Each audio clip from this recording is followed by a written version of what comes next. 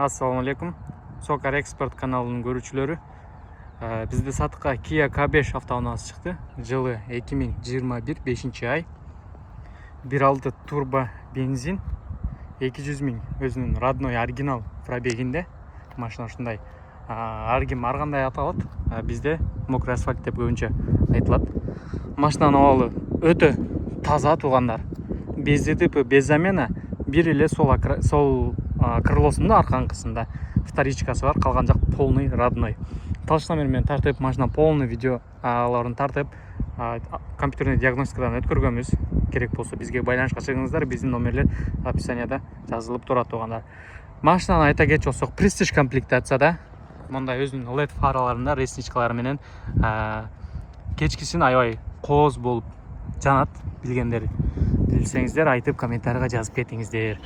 Ушинтип балондору байкадыңыздар, 90% эле сакталган мондай.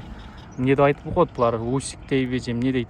Ошолар менен али сакталып турат. Дисканын абалдарын 19-размердеги диска витти кошкон бир байкаңыздар туугандар. Витти аябай сонун кошуп коет.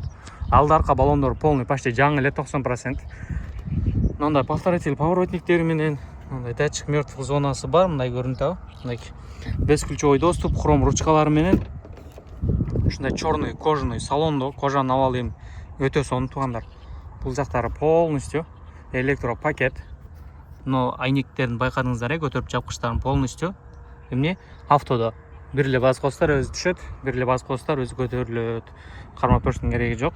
Так, бул жагына келсек, мына биркасы 21.05-ай, могул жерде вин сандары, ушул менен текшерип алсаңыздар деле болот. Машина без ДТП, без замена, любой осмотрга даяр, өзүбүз жооп беребиз туугандар. Кожанын абалдарын байкадыңыздар, машина 200 000 жүргөндөй эмес, мындайча айткандачы байкадыңыздар, кожалар таптаза, рульду байкасаңыздар, бир да мындай почерчисти мындай өчүп же сырылып тыртылган жерлери вообще жок. Полный электрический сиденья, передний и пассажирский тоже. Бул жагына келчү болсок, туугандар, мынакей ушундай электробагажнигинде, анан кийин полосаны кармайт, корректировка фар, антизанос 202 131 өзүнүн оригинал пробегинде. Любой осмотрга даяр машинабыз. Бул жагына келчү болсок, мынакей рулдун абалы аябай жакшы, под рулевой лепесткалери каралган, круиз контроль, адаптивный круиз контроль. Бул жагында голосовое управление. Давайте биринчи машинаны жүргүзөлүм. Мына бесключевой доступ, старт-стопто жүрөт машинабыз. Машинабыз азыр жүрдү, көрдүңүздөр. Тихо, без шумно, четко иштейт. Бул жагын байкадыңыздар, мынакей. Эч кандай ошибка жок. Өзүнүн ушундай чоң штатный мониторунда бул жерге Android Auto, то есть CarPlay бардыгын окуйт. 2 кисти көчүрүп алып, кеңири русификация кылып беребиз өзүбүз. Ал бонус катары кетилет бизден алган адам клиенттерибизге. Русификация кылып беребиз, 2 кисти өткөрүп алып, Кыргызстанда ушул жерден картаны коюп алып эле жүрөсүздөр. Бул жакта автоклимат контроль. Еще дагы бир чоң плюсу, машинабыз престиж комплектация, двухзонный климат контроль, автосу бар. И еще сенсорный иштейт. Еще дагы бир чоң плюсун айта кетчү болсок, моус бар туугандар. Мону басасыздар, и мону байкадыңыздар, мынакей. Азыр так айнеги көтөрүлүп турат. Мону басса, мына могул жактан көрсөтөт да, байкадыңыздар. Машинанын ичин дезинфекциялап, өзү машинаны тазалап атат. Воздухту тазалап очистить берет да.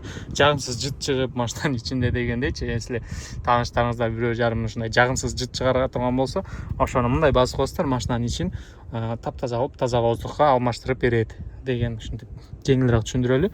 Так, бул жагында USB зарядник бар, 12 вольт разъем бар экен. Мындай кылып жабып коесуздар, мына аккуратный вид, сонун бир да жери чыйылган эмес туугандар, мына байкадыңыздар, бул просто чаңдап калган.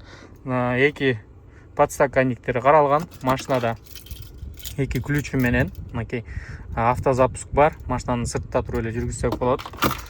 Бул жагы шайба коробка, мотордо коробканын эми иштешинде айып жок туугандар. Мен өзүм 300 км аралыктан минип келдим, тест кылып, машина аябай сонун, ходовка, мотор вообще сөз жок туугандар.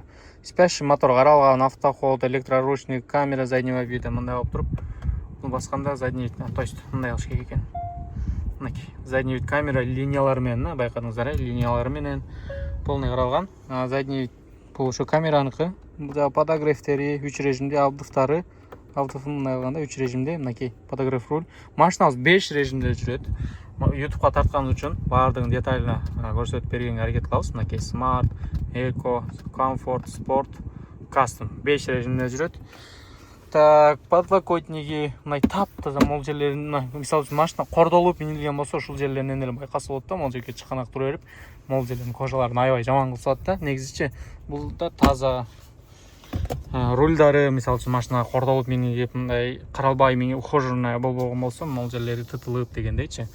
Машина өтө ухоженный экен, туугандар. Мынакей торпедолорду байкадыңыздар, таптаза полностью бир чийик-чери жок. Могул регистраторлорун ушун боюнча жиберип беребиз биз өзүбүз. Мынакей кожанын абалдарын байкадыңыздар. И еще туугандар, могул жерде да бир чоң плюсун айтпай кеткен турбаймынбы? Могул жерде мына алдыңкы сиденьяны монтип алдыга аркага жылдырып ушинтип управлять этсек болот. Бул доп опциялар престиждердин көбүндө жок.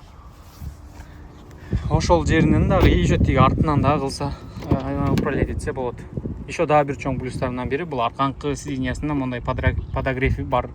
Потому что бул жака карыларды же болбосо жаш балдарды садикке ташлаганда кышта ушуну жаап койсоңуздар үшүбөй жыргап кетет деген сыяктуу да.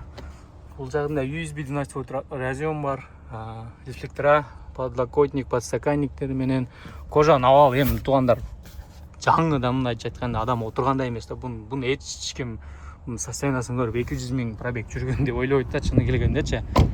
Аркасы ушундай LED фараларда азыр өчүп эле турат. Аркасы LED байкаганыңыздардай. Багажы да аябай чоң, кеңири, мынакей. Мындай ковриктери менен ушул боюнча жиберип беребиз. Бул жакта машина бези кыпы, без замена казандары полный бүтүн мондай электро насостор менен кошо кетет. Биз клиенттерибизге видеодо кандай кылып көрсөтсөк, ошол боюнча жеткирип бергенге ар дайым аракет кылабыз. Буга чейин эле ар дайым ошол боюнча эле жетип баратат. Так, камера задний вид бар, машина аябай сонун сакталган. Чынына келгенде мен өзүмө да машина жакты. Аркасы да кеңири туугандар. Еще 1.6 турбо мотордо туугандар. Өтө кандай десем, разгон тягалары аябай сонун болот. Бул жакта мындай электрический. Датчик мертвый зонда айттык, баллондору жаңы. Ушул туугандар, машинасы аябай сонун. Кимге кызык болсо, байланышка чыгыңыздар. Кореядагы баасы $8100 туугандар. Еще сүйлөшөбүз. Жакшы клиенттерге жакшы скидка болот. Жана ошондой эле ушу машина Кыргызстанга подключ канча түшөт, канча жеткирип аласыңар, кандай кайсы канча күндө келет же болбосо будан сырткары башка машина. То есть мен, например, Sonata издеп жатам же болбосо Sorento же Santa Fe издеп жатам деген туугандар, бизге личкага байлашыңыздар. Өзүбүз личный подбор кылып, таптаза кылып, как она есть, полный прозрачный кылып машиналарды подбор кылып беребиз. Ушул машина сатыкта туугандар, $8100 жетишип калыңыздар. Буну али көбүнчө рекламага чыгара элекпиз, башка группаларга, сайттарга бат эле сатылат. Ошого туугандар байланышып алып жетишип калыңыздар. Машиналар 15-20 күндө азыр тез эле жетип калды. Жол киресин, растаможкасын жеткенде өзүңүздөр төлөп, жол киресин өзүңүздөр жеткенде төлөп алсаңыздар болот. Азыр бул жака $8100 эле которсоңуздар, машинаны жиберип беребиз. Машинаны жеткенде жол киресин бересиздер, растаможканы тоже ошол жактан өзүңүздөр кылып аласыздар. Же болбосо айтсаңыздар, биздин өзүбүздүн ошол жакта өкүлүбүз бар, ошол жардамдашып кылып берет туугандар.